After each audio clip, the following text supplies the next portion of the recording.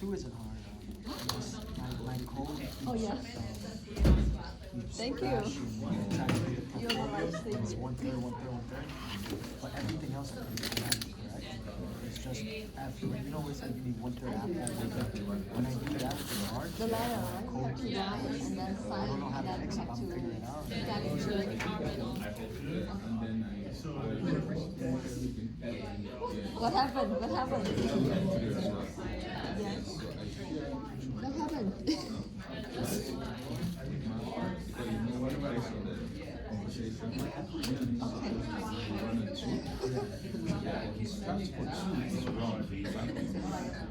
Where's wrong? It's wrong, it's chopped. It's chopped, it's wrong.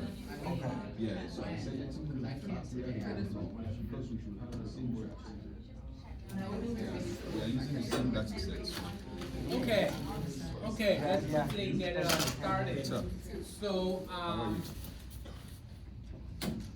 just keep in mind that, the second project, okay, which I sent to you guys last week, is gonna be due this Friday. Okay, this Friday. Today is the 7th, okay? And it's gonna be due on the 10th of April. That's gonna be this Friday. And then after that one, we are going to have another project. And then that's basically it. Okay, we are gonna have a total of 3 projects for this course. And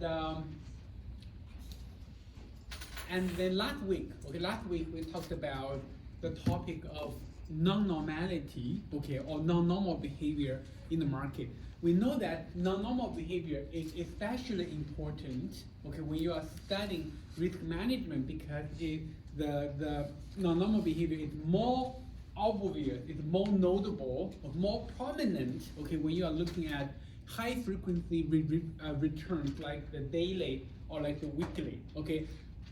If you kind of expand the horizon from daily to weekly, okay, to monthly, to quarterly, to semi-annual, to annual, to 3 or 5 year, okay, as the horizon increases, the return are actually increasingly looking like a normal distribution. And we know that the tool for you to identify the non-normality is what we call the QQ plot.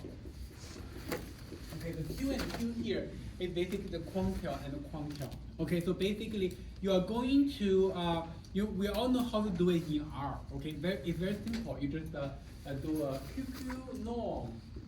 Okay, and then you put the data here, and then you do a QQ line. Okay, so the end result will be something like this. Okay, so especially for the stock return. Okay, let me see.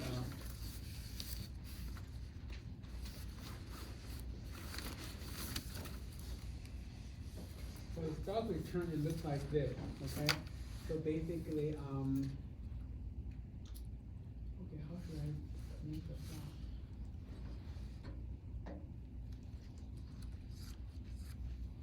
Okay, let's do this. So basically, this is the QQ line, basically the hypothetical normal distribution line. And then if you make the QQ norm of the stock return, it will look like this. Okay, so basically the black line here is the QQ plot corresponding to the data. Basically we are making the QQ plot of the stock of the S&P 500 returns here. Okay, so the departure here and the departure here are very clear signs that the daily stock return do not follow a normal distribution. And how do we interpret it? We interpret this area as factor left tail, or in other words, stock returns that are very negative, okay, in the neighborhood of -7%, -8%, -6%.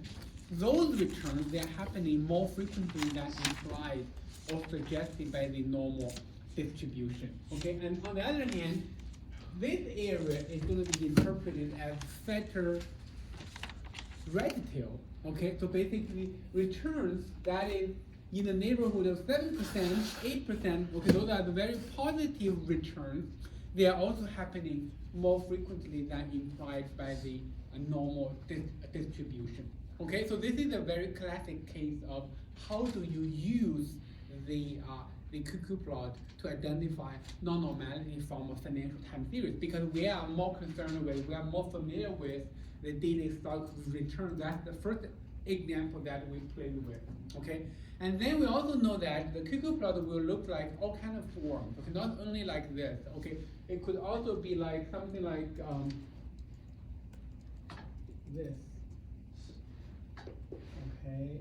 Something like this, okay? So this is the case in which the left tail is thin or thinner left tail, whereas the right tail is fat, okay? And this is especially kind of relevant for data like, you know, for data that is only positive. For example, VIX, okay, for example, unemployment rate. So they cannot go negative, so therefore we think of the left tail as very thin, whereas the right tail is kind of fat. Okay, and then there is also this kind of QQ plot. So basically, you can also have something like this.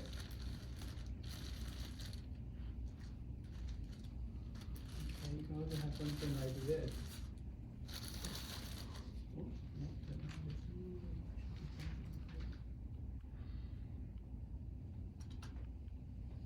Okay, it's basically exactly the opposite case of the stock return. Okay, and this is the case in which we have thinner tails on both ends of the distribution. Okay, and then you also have the kind of pattern like this. Something like this. Okay, so this is when you have a fat left tail but a thin right tail. Okay, so basically in the real world, okay, not only for risk management, for all other applications, if you are interested in learning whether something follows a normal distribution or not, okay, and then the first tool you can think of is basically the QQ plot. Okay, you can, by looking at this, you can identify the non-normality from the from any data or from any distribution that you are interested in. Okay, and then after we learn about the QQ plot, we know that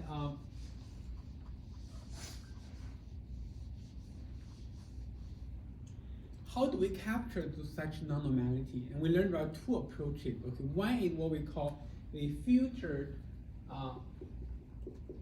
historical simulation. So this is basically an improved version of the historical simulation approach of VAR that we learned in lecture 2. Okay, so this approach is slightly more involved. So the thinking is that if you have a long series of historical data, okay, and then the first step in estimating the future historical simulation version of the VAR is you need to choose a historical window, okay, and within the window, or using the window of historical data, you need to estimate the parameters of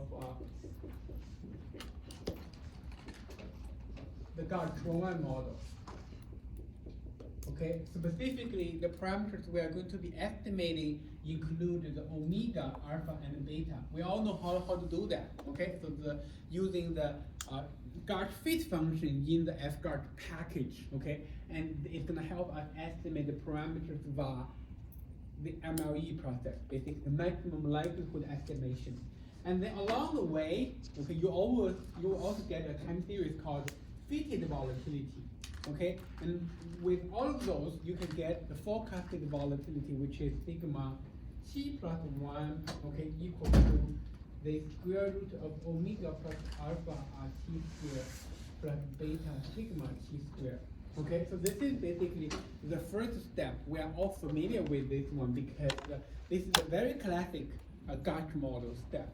Okay, and then the second step is you need to create a new variable called the standardized return, which we use RT head to denote. Okay, so it's going to be calculated or estimated at RT head over sigma t. So sigma t is basically the fitted volatility we just have from the first step.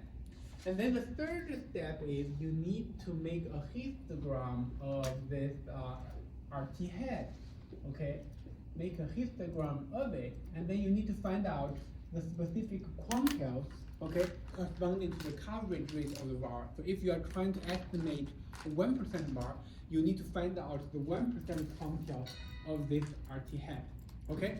And then the very last step is you're gonna put everything together, okay? So the var estimated for the future historical simulation is going to be equal to sigma t plus 1 from here times the RT head quantile you just get from the third step, okay? And because this quantile is oftentimes negative, almost surely it's gonna be negative, so therefore we wanted to put a negative sign in front of it, okay, to get a positive var measure, okay? So this is basically the estimation process or the estimation approach for the future historical simulation. I believe you guys have started working on your second project. So in the second project, you're gonna do a lot of things like this, okay? Not for the S&P 500, but for the individual stock. I ask you guys to download and estimate, okay? So this is basically trying to help you understand this estimation approach. And we know that how does this approach capture the non-normality? It basically comes from here, okay? Exactly because we are not assuming the RT hat follow a normal distribution.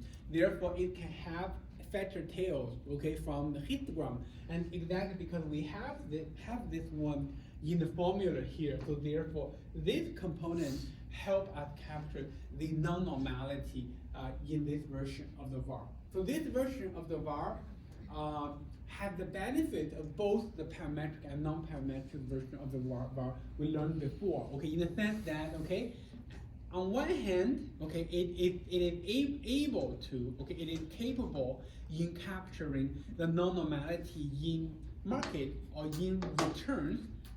Second, okay, on the other hand, it is also dynamic because in this var approach we have sigma t plus 1 there. Okay, this sigma t plus 1 is changing in a very dynamic way from one day to the next.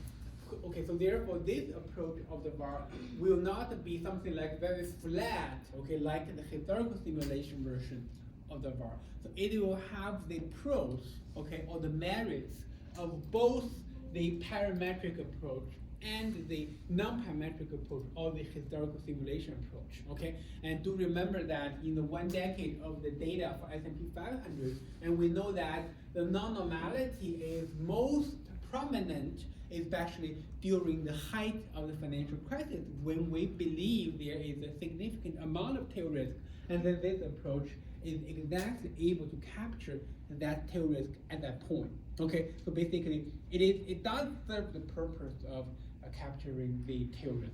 Okay, and then this is basically a very kind of easily applicable approach. Okay, and another approach we can use to capture the non-normality is basically, okay, why not we just learn about a new distribution? Okay, that new distribution has a factor tail to begin with, then we can use that new distribution in our generic model of asset return, so therefore it can capture the non-normality. So that's the idea behind the second approach. So basically we introduced a new distribution called the student T distribution.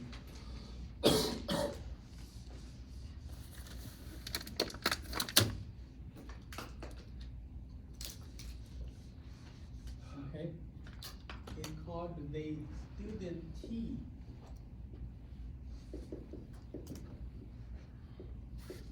Okay, the student T distribution is similar to the normal distribution in the sense that it also has a bell-shaped curve. Okay, the probability density function also looks like this. Okay, but the difference between the student T and the normal distribution is that the student T distribution will have factor tails at both ends. Okay, it will have factor tails here and here. And you can see this is exactly what we want, right? We know stock return has factor tails on the left end and also on the right end. And this student T distribution exactly matches our kind of expectation about a new distribution that can exactly capture the stock market behavior. So there's only one parameter associated with this student T distribution. Okay, the parameter is called degree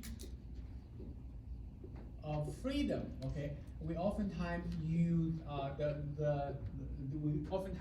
D to denote it. Okay, so the D is basically controlling how dispersed this distribution is. Okay, the student T distribution always has a mean of 0, but the dispersion or the variance is controlled by the degree of freedom parameter. Okay, so basically we know that the variance of this, let's use X to denote the student T distribution, then the variance of this variable is equal to D over D minus 2. Okay, and then we quickly learn that because the variance must be always positive, so therefore the degree of freedom must be ranging between D and positive infinity.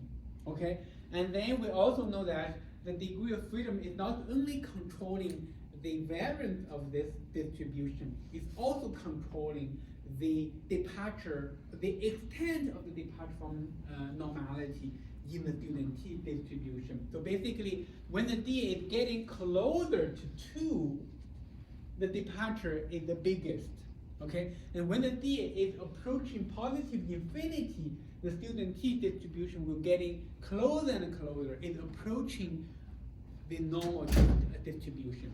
Okay, so therefore we can incorporate this distribution in our GARCH model exercise. Okay, you can see that if you are using the GARCH fit function in the FGARCH package, the only new thing you need to put in there is in the conditional.dist input, you need to put STD there. Okay, STD is basically the student T distribution. Then the estimation process will not only give you omega, alpha, and beta, it will also give you that shape parameter. Okay, the shape parameter is basically the estimated degree of freedom. Okay, so this is basically another approach that we can use to capture the non-normality in the market. Okay, and in the first question to your second project, okay, so I was basically asking you guys to estimate the probability, okay, for the Black Monday. Okay, we know that on that day, the S&P 500 tanked by more than 20%. Okay, it has never happened ever since, but 20% is very scary on a daily basis. Okay, it's one of the most notable black swan events in the history of the U.S. financial market.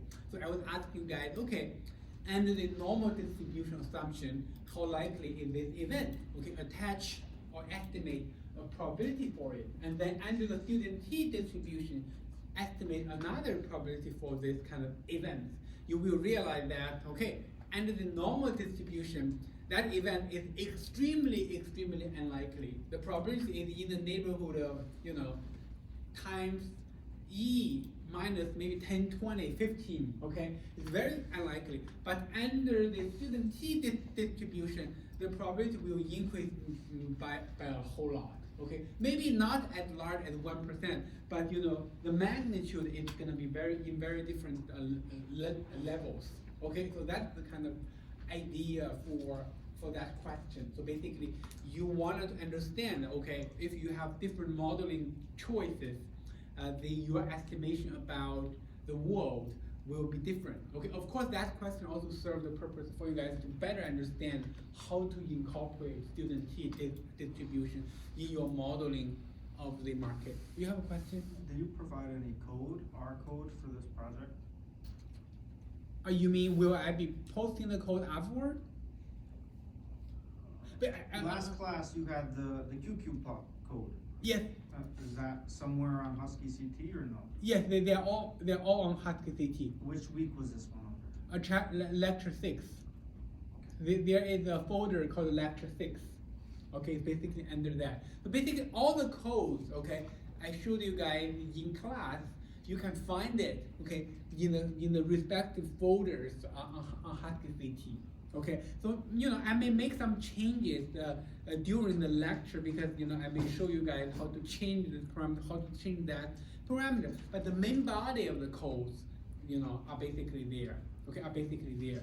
And oftentimes when you are working on your project, okay, the very good way is you get familiar with the code I posted there, and then you can copy and paste some of the code from there to apply to your project. Okay, so basically it's kind of like for you to better understand how to work with, basically get more familiar with those kind of codes. Okay, so that's basically what we talked about last week. Okay, so this week we are going to be talking about a new issue. Okay, a new issue.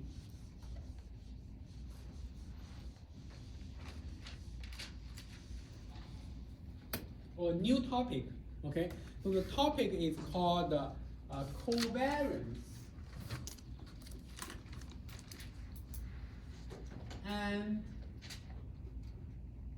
correlation models. Okay, covariance and correlation models. So basically, up until this point, when we were talking about, okay, the VAR approach, the GART model, okay, all those risk models, we always apply it to a single asset.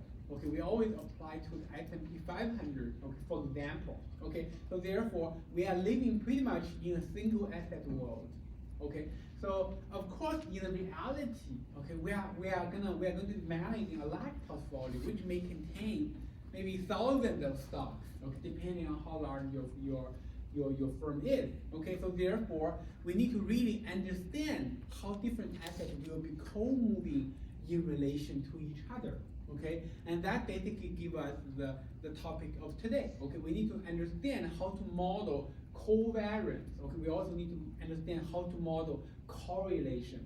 Okay, so that's kind of the topic for today. So I think before we delve into it, all you need to understand is, okay, this chapter we are moving from one asset to multiple assets. Okay, so that's the kind of defining difference of what we are going to be doing today.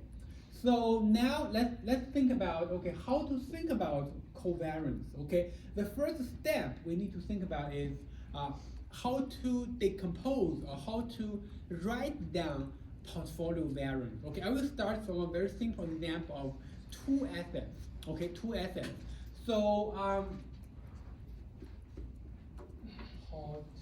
portfolio variance.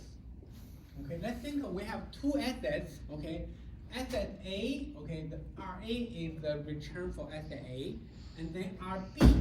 Okay, is gonna be the return for asset B, and then omega A here is the portfolio weight you have for asset A, and omega B here is going to be the portfolio weight you attach to asset B. Of course, the omega A and omega B in these two asset cases, they must sum up to be 100%.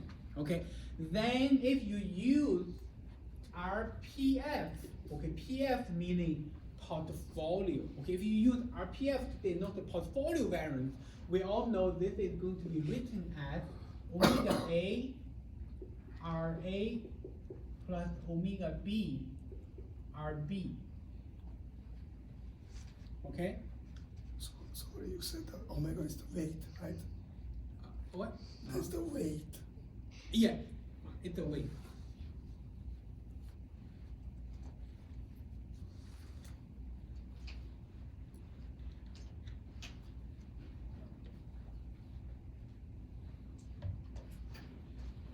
Okay, then the next step is we're going to be writing down the variance of RPF.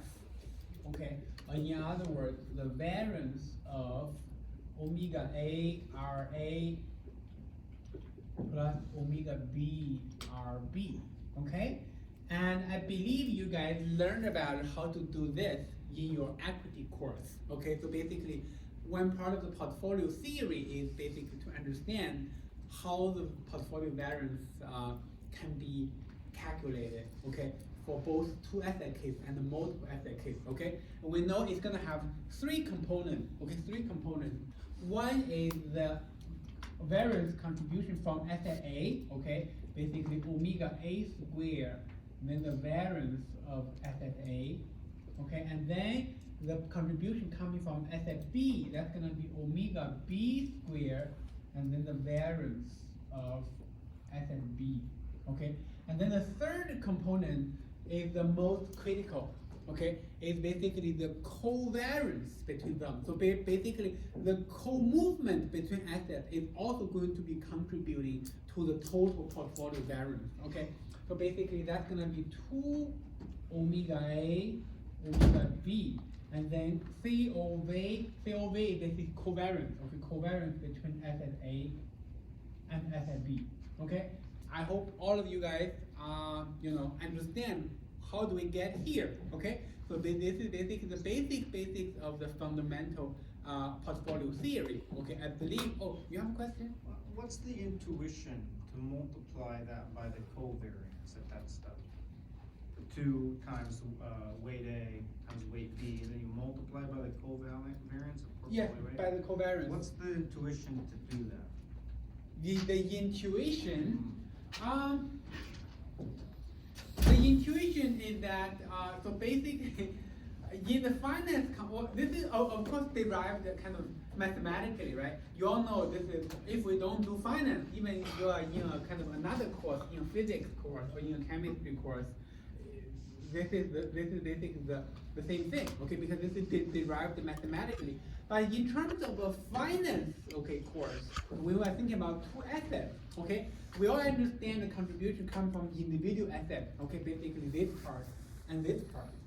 And then the covariance term is basically what we know is coming from the diversification, okay? If you have multiple assets, okay, and you, because the co-movement, let's say when one asset is going up, the other asset is going down, that's gonna give us a negative covariance, okay? And this negative covariance is gonna save us portfolio losses, especially when the market is not doing well, right? When asset A return is kind of going down, and then if asset B is going up, okay? So therefore the total portfolio variance will not be as bad as thought. So therefore, if you're asking about, what is the intuition? This is basically very famous to what we call the diversification benefits, okay?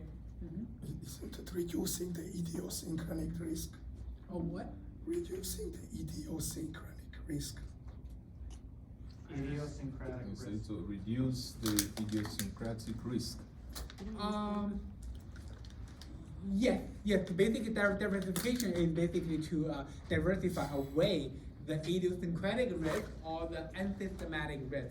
Okay, so basically, why am I pointing this out? Because this is a term we're trying to model today. Okay, because you can see that if we wanted to understand portfolio variance, right, or the portfolio volatility, we already learned how to model this part and this part. Right? We already learned about how to model the individual asset variance, but we don't know how to model covariance. Okay, so therefore you need to really understand why we have this term. Okay, it is mathematically have to be there, and then we know it is the contribution from diversification when you have multiple assets. And then, okay, we can write this in a kind of matrix form. Okay, even in a 2 asset case, we can write this down in matrix form. So basically, we can write this as, okay, we have a row vector, we have the omega A and the omega B as the elements, and then we're gonna have a 2 by 2 matrix, which we call the variance covariance matrix. Okay, in the variance covariance matrix, we are going to have the individual assets variance on the diagonal lines. Basically, we're gonna have the variance for asset A, okay, here, and then the variance for the asset B here, okay, and then this is gonna be the covariance between asset A and asset B, and this is gonna be the covariance between asset A and asset B, okay, and this is gonna be a 2 by 2 matrix, and then also we are gonna be multiplying this further by a column vector which has the omega A and omega B as the elements. Okay, if you do the matrix multiplication, you will realize, okay, this will exactly give you the 3 terms we have there. Okay, so I don't think I need to go through the linear algebra part of the calculation. Okay, you know that we have three elements or three components of the total portfolio variance, but if you write this in the matrix form, it will basically look like this. Okay, and why do we want to write it like this? Because we want to separate, okay, we wanted to separate elements that we as a portfolio manager, we have control over and what we don't have control over. Okay, as a portfolio manager, you absolutely you can choose the portfolio width, right? But you cannot choose the portfolio variance covariance because that is determined by the market. Okay, so therefore you can see we can write this as this matrix form. Now, okay, if we use omega, okay, if we use omega to denote this column vector, and if we use delta to denote this variance covariance matrix, then we can basically write the portfolio variance at omega prime, okay, and then delta and omega. Okay, so that's kind of the kind of a very simplified version of the total portfolio variance. Okay, again, why do I want to write it like that way? Because I want to separate the elements we have control over and the elements that we don't have control over. So basically the middle portion, the middle portion, the delta, okay, this is what we call the variance covariance matrix. Okay, that is something, if you have, if you work in the, asset management industry for slightly longer time, you know that that is a key subject. Okay, all managers want to be able to better estimate. Okay, especially when you are managing, many assets all together. Okay, so and then this is only the two asset case. Okay, we know that the variance covariance matrix is going to be a 2x2 matrix. And then let me ask you guys, how many covariances we do need to estimate in this two asset case?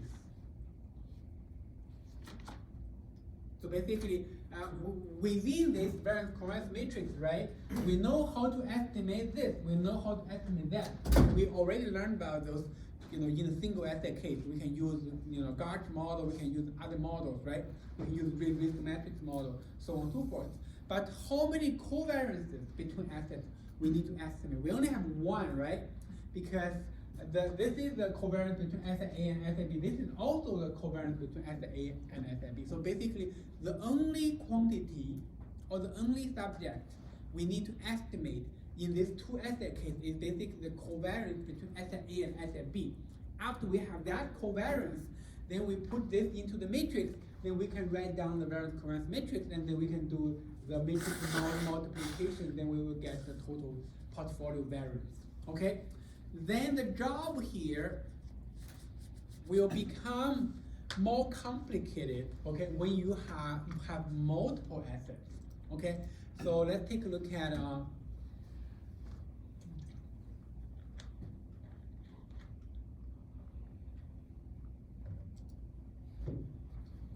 the more general case. Okay, more generally, if you have n assets in your portfolio,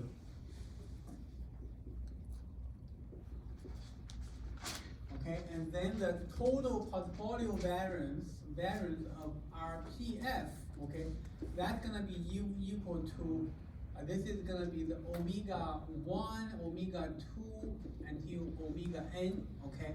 And then the middle portion is gonna be the variance covariance matrix, okay? That's gonna be sigma 1 square, and then this is the covariance between asset 1 and asset 2. This is gonna be the covariance between asset 1 and asset 3, so on and so forth, okay? Covariance between asset 1 and asset n, okay? And then this is gonna be sigma 2 square. This is going to be sigma n squared, okay? And then don't forget to multiply the column vector here. Okay, we have to go to here, okay? Then there is also gonna be a column vector, omega 1, omega 2, okay, this is gonna be omega n. Okay, and then the R proportion of this matrix, I didn't write it out, but you know that it's gonna be, this is gonna be a symmetric matrix in the sense that the lower half and the upper half, the elements are identical, okay, are identical. So basically, if you have n asset, okay, you don't have to, you know, redo the variance covariance calculation. It's gonna be pretty much involved. But you know that you can extend very readily from two assets to multiple assets. Basically, in that case, you have omega prime delta omega. This is also omega delta, omega prime delta, and omega. Okay. So basically, again, you are able to separate the variance covariance matrix from the portfolio weight. Okay. And then in this n asset case, let me ask you guys, how many covariances you need to estimate? How many? One? One? Yeah. Are you kidding me? Oh, for this one?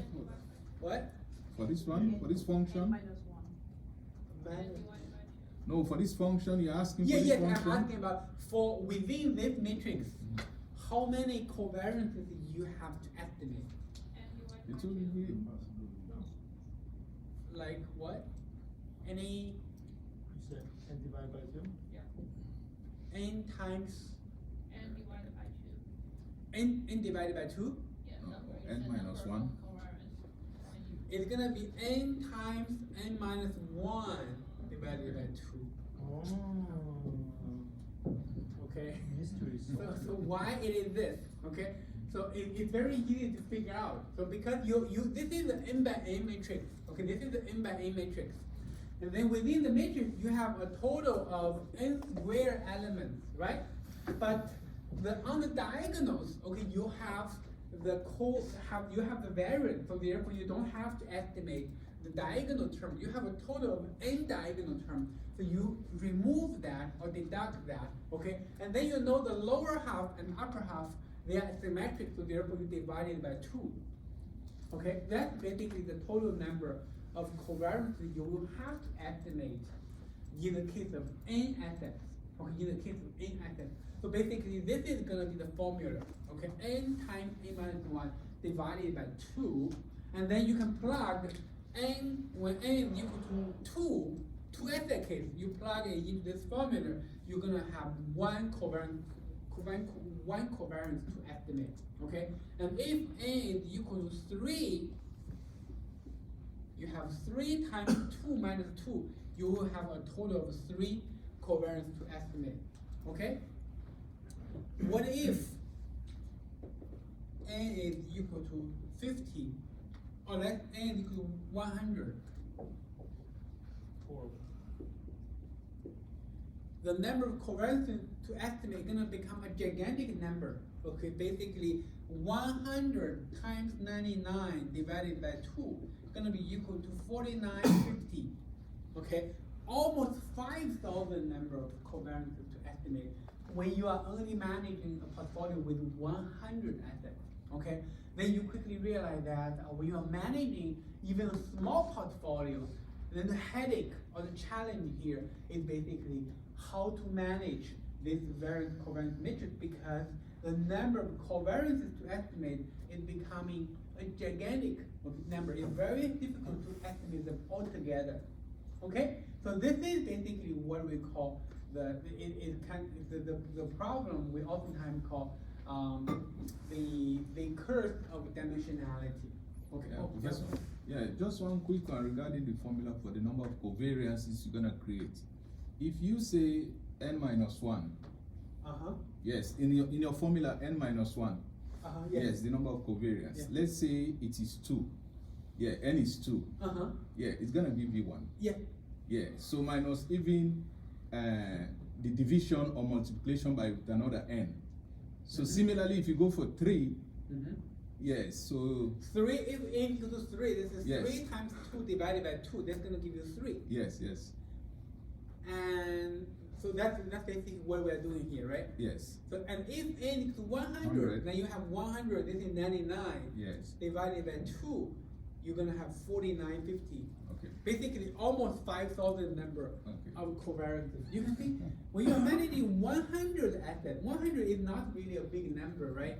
You know, we have S&P 500. S&P 500, we have 500 stocks there. You can imagine the number of covariances you have to handle. That's going to be even more kind of big. Okay. So therefore, the first issue we oftentimes have to handle or have to address. Okay, or the first challenge we have to address in the context of variance covariance model is we need to reduce the dimension of this matrix. Okay, we need to reduce this dimension of this matrix. That's the first challenge. Okay, whenever you are trying to estimate the total portfolio variance, and when you are managing only a small number of assets. Okay, keep in mind. Okay, the asset here we are talking about. It does not only include stocks, okay, it also includes, assets from other asset class. Okay, we right now, nowadays, we have, stock, okay, we have bonds, okay, we have commodities, and we have crypto, okay, we even have derivatives like futures and options, okay. So therefore, you can imagine the number of assets we're going to be managing. That's going to be way bigger than 100. If you don't learn about an approach to reduce the dimension of this matrix, then the problem cannot be handled. Okay, then basically you are running into a huge matrix, and that matrix cannot even be saved on your local computer because the saving a gigantic matrix requires a lot of computer memories. Okay, so therefore that's the first challenge we have to address. Okay, we have to address, and of course, in the real world, different portfolio managers, they have very different approaches. Okay, sometimes they use those machine learning methods. Sometimes they use those kind of Monte Carlo simulation approach. Okay, so they could be using some very fancier approaches. But you know that if you are a portfolio manager, you are managing a large portfolio, you cannot avoid running into this problem. Okay, so and we are going to be talking about one approach. Okay, that is commonly used in the risk management industry. Okay, that is called exposure mapping. Okay, that's called exposure mapping. I will be introducing this approach afterwards. Okay, but before I read everything here, any questions do you have with the portfolio variance part here? So how do we kind of express, okay, fully express the total portfolio variance? Okay, we started out from two asset case, and then we go from two asset to multiple assets. Okay, we learned that the most critical part of the game here is to model the variance covariance matrix, and then within the matrix we have a total number of this number of individual covariances to estimate, and then we will have to reduce the dimension of this matrix because this number can increase exponentially as the number of assets increase. Okay, so any questions before we move on? Okay. If no questions, let's quickly move on. Let's kind of, because I will need to today. Okay, a lot of the work is done by by handwriting. So I will be doing a lot of things on the whiteboard. So therefore, I need to make sure I have enough space here. We cannot keep everything on the whiteboard because we're going to do some writing. Okay, then the approach. Okay, it's called, we are going to be talking about is exposure mapping. Okay, exposure mapping. Of course, before I go into this, I really wanted to highlight, okay, that is not the only approach you can use to address the dimensionality problem of the portfolio variance. Okay, in the real world or in applications, there are going to be many approaches. Okay, and actually that's where the innovation is coming from. Okay, so one firm, they have this approach, and they can make an argument or make a case, this approach is very superior in terms of speed, in terms of convenience, in terms of kind of compatibility with the data, so on and so forth. And another firm, okay, they could develop another approach. Okay, so therefore, this is pretty much like the factor model we can learn from equity course. Okay, we learn some basic, but that's not the only one that is popular. Okay, so basically, when you are coming to a real job, and then you will probably be learning some other approaches to address this kind of dimensionality problem. We are only going to be learning about this explorer mapping. That is the one covered in the textbook. Okay, let me.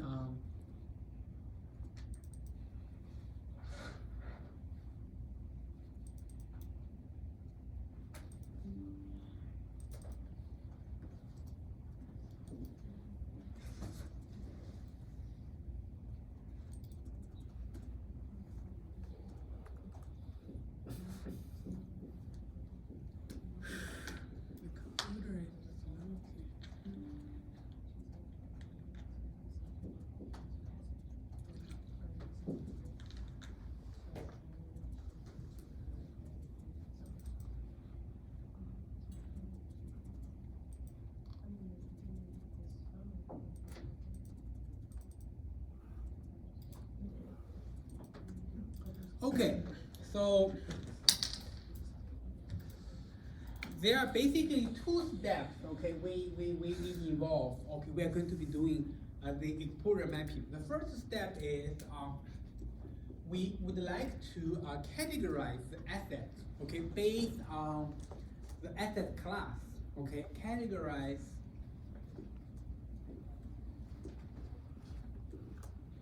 assets we are managing based on asset class and geographic regions.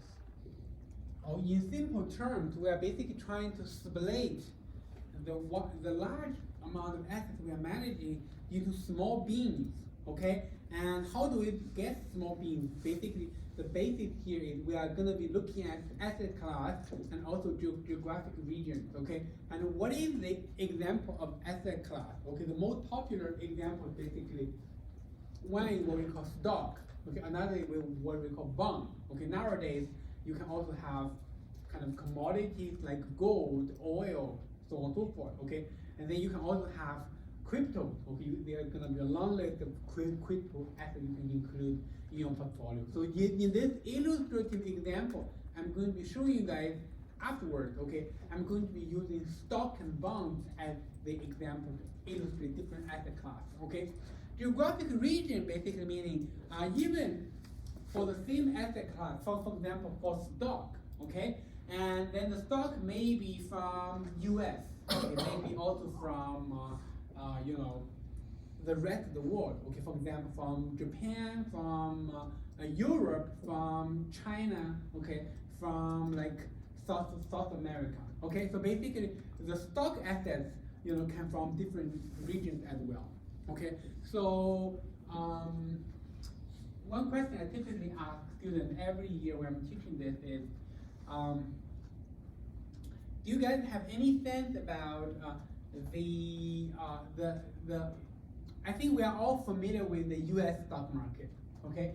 But do you have sense about how large the US stock market in terms of market cap, okay, is relative to the rest of the world? Or if we think of the whole world's market cap as 1%, and what is the percentage corresponding to the US? Don't remember, you know, don't quote me on it, but I thought it was like 30% or something like that. It's a pretty large chunk. It's close, okay, Yeah. it's close. Basically, between 30 and 40%. Yeah, Okay, so- depending on the year you are looking at. Okay, because those numbers are kind of dynamic, right? Yeah. So maybe in 1 year you have more IPOs in the US, okay, and then you know they're gonna be stocks, right? So they can get. There may be IPOs and some stocks they also choose to go private, okay? So they're gonna be get delisted from those exchanges. So in terms of numbers, we know that the U.S. stock market is kind of is kind of already pretty big, okay? But that's only about 30 to 40% of the total world market cap. Okay, so therefore, we cannot ignore the rest of the world just because we are living in the US, okay? So as a portfolio manager, you are gonna manage the assets not only from the US but also from other countries. So you have a question? Oh, yes, we can, I said that. Okay. It's a joke. Okay, and then the second step is that we are going to use a factor model, okay, to describe the, basically after you split the in the first step, right, you split it into different beans, okay, different beans. And then in the second step, you are going to be using factor models to describe the behavior of those assets in the different beans. And then because we are going to be using a factor model, and that's basically the reason why we wanted to split the asset into different beans, because for different asset class, we are going to be having a different factor model, okay? And for assets in different geographic regions, we are going to be using a different factor model, okay? And we know that for the stock market, the most popular factor model is basically the CAPM model, okay? In the CAPM model, there's only one factor, okay? That factor is basically the market. It's the market index, okay? And in empirical terms, in the U.S., right, when we are trying to estimate the CAPM, the market index, we oftentimes use the S&P 500 index as that factor. Okay, so therefore, every individual stock in the U.S.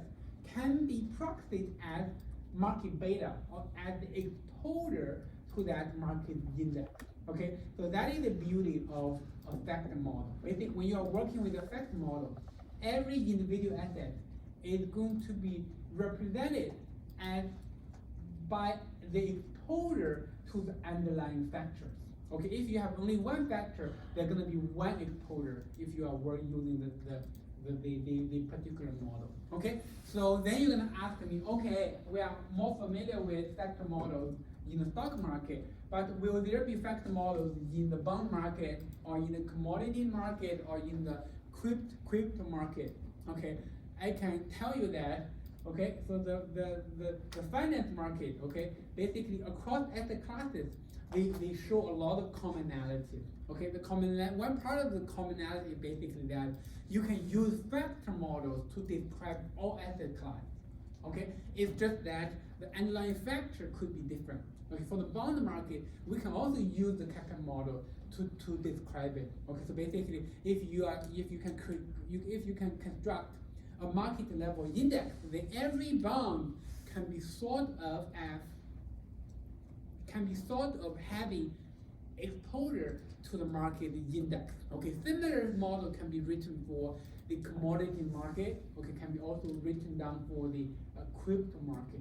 Okay, so therefore, factor models not only exist for the equity class, but also for all other asset class. Okay, and then even for the stocks, okay, in the US and in Europe, okay, even though we can both use the CAPM model to describe it, but the underlying factor will be different. Okay, so in the US, okay, all the stocks is going to have exposure to S&P 500, but in Europe, okay, all those stocks, they are going to have exposure to the European market index.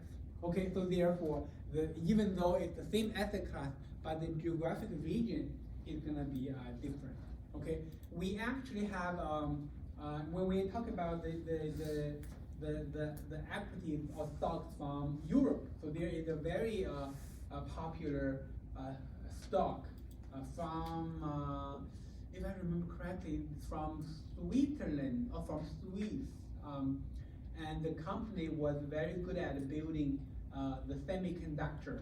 Or part of it's a very big supplier in the semiconductor industry. Okay, it's called ESML. Okay, anyone know about this company? I've heard of it. I know the case you're talking about. That was like a year ago. That's a lithography company, but it's Dutch, not Swiss. Oh, right. It's using, I think, lenses with Swiss. Okay. Only the lenses. So basically, we actually have, even though this company is a Dutch company, okay, it's a European company, but there is manufacturing subsidiary actually in Connecticut. Okay, so in previous years, we actually have students who are working there. They are basically like part-time students. Okay, they are during the daytime they're working for that company, and during the nighttime they come into this program. And so basically, I know a little bit about this company exactly because we have conversations and we learn about. It's kind of a very important company along the semiconductor supply chain. Okay, and then this is basically a very kind of classic example of a particular stock that is kind of based in Europe. Okay, and therefore investors are going to be allocate money to it. Okay, so therefore you can see the second step here is basically we need to use a factor model to describe the behavior of individual assets within each bin or each category. Okay, basically within each bin or each category here.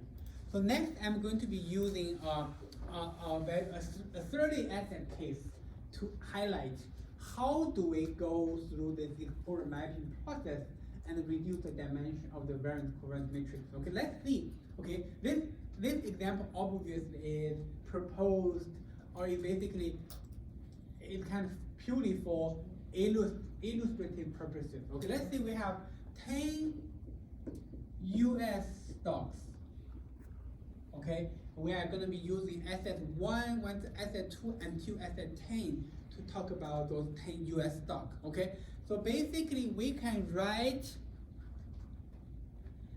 the asset 1 as alpha 1 plus beta 1 and RM. Okay, RM is basically the market index in the US, and I'm going to put the US in the superscript to highlight this is the market level return in the US, and then there is going to be epsilon 1. Okay, so this is basically the CAPM version for the first asset. Okay, you can write down this for the second asset, alpha plus beta RM US plus epsilon 2.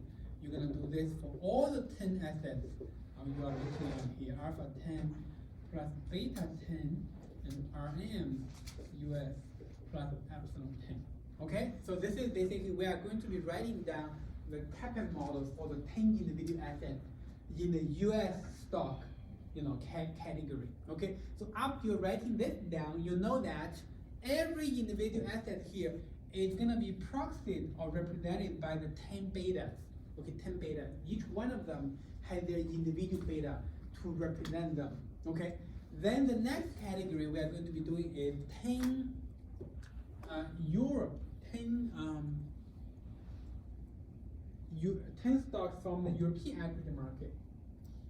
Okay, 10 European stocks.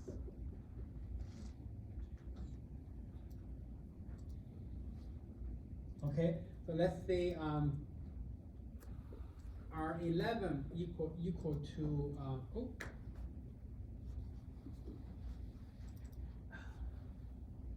equal to alpha 11 plus beta 11 RM. Okay, I'm gonna be putting EU in the subscript to highlight this is the market level return from the European stock market. Okay, and then plus alpha 11. Okay, and then this is R12 equal to alpha 12 plus beta 12 RM EU plus epsilon 12. Okay, you're gonna be doing this for all 20.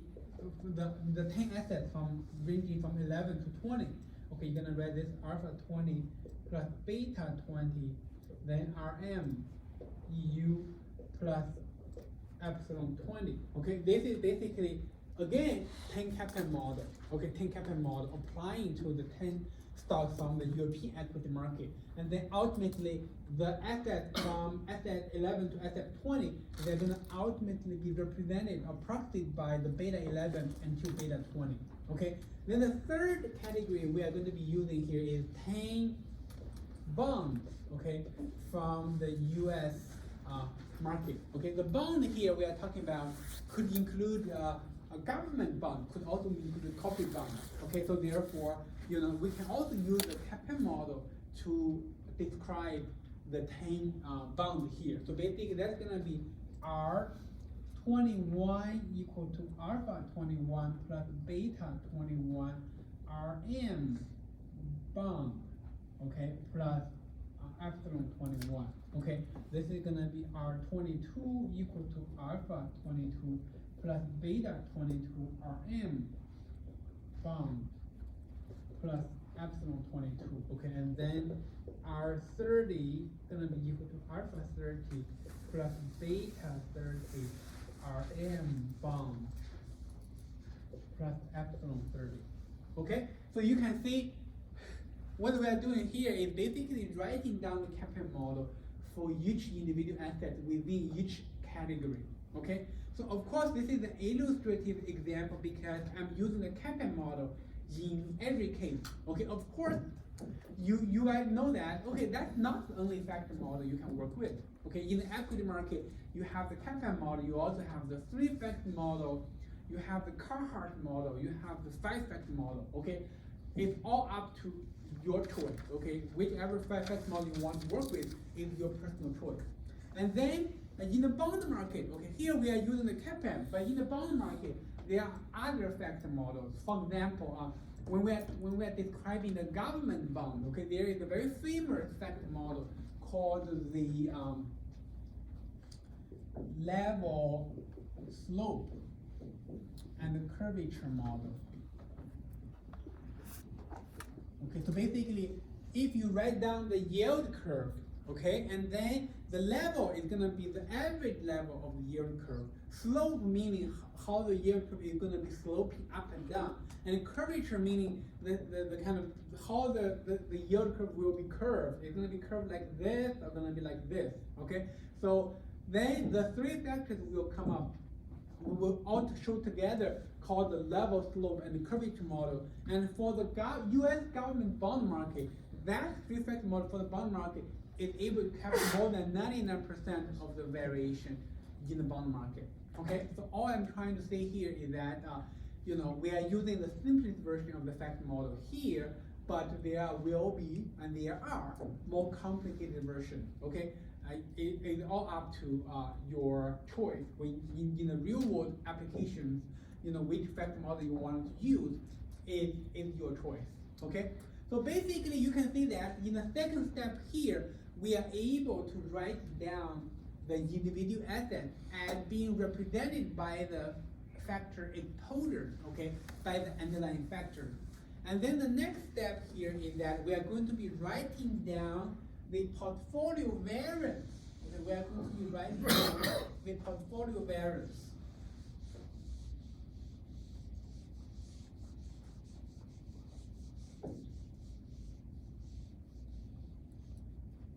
So basically, the portfolio variance is able to be written down like this. Okay, it basically can be written down as a formula like omega prime, beta prime, okay, delta, beta, and omega. Okay, omega is still the same omega as before. It basically the column omega is still the column vector of portfolio's width. Okay, omega 1, omega 2. You have a total of 30 assets, therefore this is going to be a 30 by 1 column vector with the portfolio weight that you allocate to each individual asset in your portfolio. Okay, and what is beta? Okay, beta is going to be let me see, a 3 by 30. Okay, going to be a 3 by 30 exposure matrix. Basically 3 by 30 meaning, okay, we're gonna have beta 1, beta 2, okay, and then until beta 10, okay, and then this is gonna be beta 11, beta 12, until beta 20, and then we're gonna have beta 21, beta 22, until beta 30, okay, and then all the other parts we didn't written down explicitly, those are all there, okay, I think I can write it like this. Basically, this is going to be zero. Zero. So basically, the non-zero element in this beta matrix are this portion, and this portion. Okay, and then you obviously this is going to be a 3 by 30 matrix. Okay, 3 by 30 matrix, and then the delta. Okay. In the middle portion here is going to be a 3 by 3 variance covariance matrix. Okay, let's take a look at what are the elements. Okay, so basically, again, on the diagonal, we are going to be having the variances of the individual assets, but the variance we are going to be written down in the middle portion is going to be the factors. Okay, because we have 3 factors. Okay. The market returns in the US, market return in the EU, and also the bond market return. So therefore, and on the diagonal term, we're gonna have the variance of RM US. Okay, we're gonna have the variance of RM EU. Okay, we're gonna have the variance of RM bond. Okay, and then this is gonna be the covariance between RM US and RM EU, and this is going to be the covariance between RM US and RM bond. Okay, and this is going to be the covariance between the RM EU and RM bond. Okay, and I'm not written down this part, because they are gonna be symmetric. Okay, so basically this is gonna be the same as this, and this is gonna be the same as this, and this element is gonna be the same as this. Okay, so basically this is a 3 by 3 variance covariance matrix. And why it is 3 by 3? Because for the total of 30 assets, we only have 3 factors. Okay, one is coming from the US equity market, one from the EU equity market, and another one coming from the US bond market. Okay, and therefore you can see that after written down each individual asset as having exposure to those underlying factors, then we only need to model the variance covariance matrix of those underlying factors, and that's a way smaller variance covariance matrix. Okay, so to begin with, we have 30 by 30 variance covariance matrix because we have a total of 30 assets, right? But after we do the exposure mapping, we end up getting only a 3 by 3 variance covariance matrix. So therefore, that's going to be a total of how many covariances? 1, 2, 3. Okay, so basically you can see this is how the dimension reduction is going on. Okay, basically we are taking advantage of the fact, okay, from the market, that is every individual asset can be written down in the form of a factor model. Okay, regardless of the geographic region, regardless of the asset class, you can always express the return dynamics of individual assets as having exposure to some underlying risk factors. And then all you need to do is to model the variance covariance matrix of those risk factors. And because the number of risk factors is a much smaller number, so therefore, through this way, we are able to reduce the dimension of this variance covariance matrix. Okay? Is it clear to everyone? I think conceptually, this is somewhat easy to understand, right? So basically the idea here is that we have a very challenging problem, that is a gigantic variance covariance matrix. We need to reduce the dimension of it. So how do we do it? Okay, we first split the assets into different beams based on the asset class, based on their geographic regions, and then within each beam, we use the factor model to describe those individual assets. Then ultimately, we can write down the portfolio variance using this formula, and then your goal here, or your problem here, is a much smaller variance covariance matrix. You don't have to handle, a large matrix. You are only dealing with a smaller one. Okay? Does that make sense to everyone? Okay, so let's take a break. Oh, you have a question? No, just to confirm, this is the covariance matrix. Yes, this is the variance covariance matrix.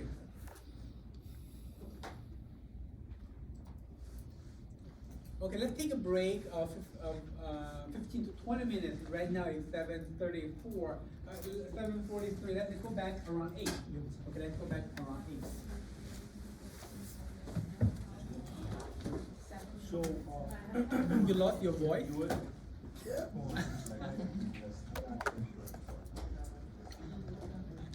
no, walk away.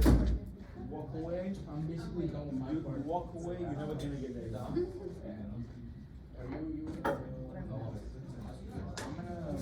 No, I'm running like 100 miles per hour.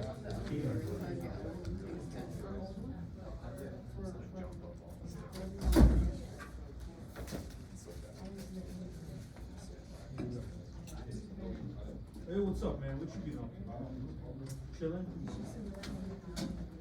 Same. So you're gonna click, there's a barcode, you can scan this, and you're gonna put your school email, and if you don't get anything by like tomorrow, or Thursday, I'll say this.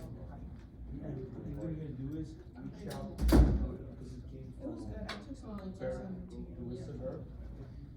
because I had to reach out to her, and I was like, oh, somebody will.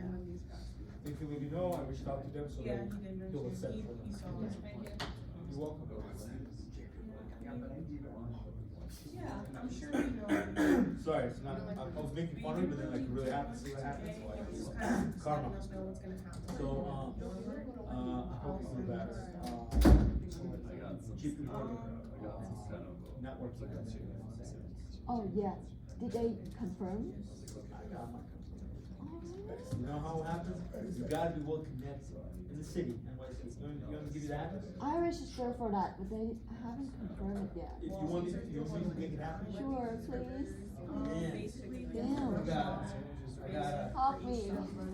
So no, I'm joking. There's nothing I can do. I mean, I could have emailed her. So email yeah, or just to Lisa Burke. compare, Mhm. just so. The same thing. You know how you like signed up? And We have to remove the shuffle. you didn't get an email number, right? For each stock If you took a survey, it take was data almost like a only survey. from Yeah. October 2022 So to I emailed her and she said, oh, okay, I'll reach out and they'll And accept so you. like, Okay, for so each, did we they do that for accept each stock yours? and then compare. They did, yeah. Pretty much. Okay, okay, thank you. I will So ask. yeah, so I reached out to the Also, alum to send to them and the it was Excel, mistaken. all the data in it, and like, you can add things. 5 to 8 p.m. After you fill out the survey, you can contact them and tell them, when did you fill it out? Yeah, I didn't realize. Right that the shares before, were- right after she sent Yeah. email So to it's us. been a while, right? I'll share you that, that's why I asked for the emails. Oh, I'll share that with you guys. email her. Okay, I do it right. We have to Because create it like a she- log or a document. She replied to me on the 4th. Oh. Today's the 7th, right? So it's I'm sure he's gonna send us a follow-up. So it's New York City, it's from 5:30 to 8. But I can send you. I'm gonna work from my office in New York City, my company I work for. Sorry, it sounds, Where is this? I work. Daddy came last week, he's out. You what? Which one? That's gonna be end What's it called? This, Oh, that's Horrible. You're little, yeah. Uh, Yeah, we had. Monday is the first day, like, I feel like today, I have energy, I'm advertising, so like, whole week, man, I was like, Oh, those were laying in bed. That's what they said to us. cooking nothing. Horrible. pizza's good. Man, that's bad. So,